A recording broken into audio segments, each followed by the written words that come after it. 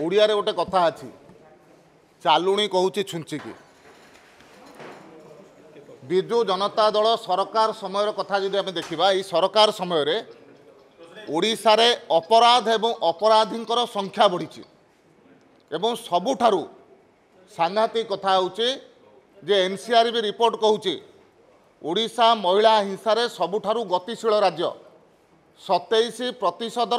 अभिवृद्धि होती प्रतिदिन आम देखुचु नारी निर्यातना नारी उपर बलात्कार अपहरण छोट शिशु अपहरण ये सबू चली किंतु सरकार तरफ कौन प्रकार कार्यानुष्ठान निया जाऊ नहीं एवं जो माने या पूर्वर मंत्रिमंडल रे थिले सेमाने मध्य कुप्रकार भाव में महांगा डबल मर्डर ठारू आरंभ करी कलाहांडीर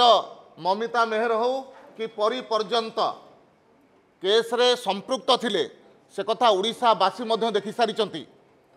13 नंबर मुदला हेला परे मध्य सरकारी चाप प्रयोग करिकरी जड़े मंत्री को एमाने सुरक्षा देवाई चेष्टा करथिले से कारणरू कोर्ट मध्य विभिन्न समय रे तांको भर्त्सना मध्य करिथिला ए सब कथा को बिजु जनता दल भूली जाउची बिजु जनता दल आज ओडिशावासी काल साजिची आज ओडिशावासी बिजु जनता दल सरकार रे संपूर्ण रूप से भीतत्रस्त अछंती